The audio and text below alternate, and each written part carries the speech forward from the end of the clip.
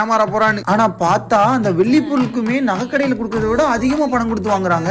காசு கையில வந்தோன்னா அது நல்ல நோட்டா செக் பண்ணிட்டு எடுத்தேன் பாருங்க ஓட்டம். கடையை விட்டு பல கிலோமீட்டர் தள்ளி போய் தான் நின்னேன். இப்ப நான் பேசட்டா? நான் இந்த கடைக்கு ரெகுலர் கஸ்டமர். அப்படிலாம் போய் நான் ஏமாற மாட்டேன். எல்லாத்துலயுமா தற்குறியா இருப்பேன். ஆனா இந்த விஷயத்துலயே ஒரு தற்குறித்தனம் பண்ணி இருக்கிறா. அதாவது இங்க பட்டு புடவையெல்லாம் நீங்க நேர்ல தான் கொண்டு வந்து கொடுக்கணும்னு அவசியமே இல்ல. வாட்ஸ்அப்ல போட்டோ அனுப்புனீங்கனாலே அந்த பட்டோட தரத்தை பார்த்துட்டு உங்களுக்கு எல்லா டீட்டெயிலும் வாட்ஸ்அப்லயே சொல்லிடுவாங்க. உங்களுக்கு அவங்க சொல்ற ரேட் ஓகேன்னு சொன்னா அவங்க உங்க வீட்டுக்கே வந்து பணம் கொடுத்து வாங்கிக்குவாங்க.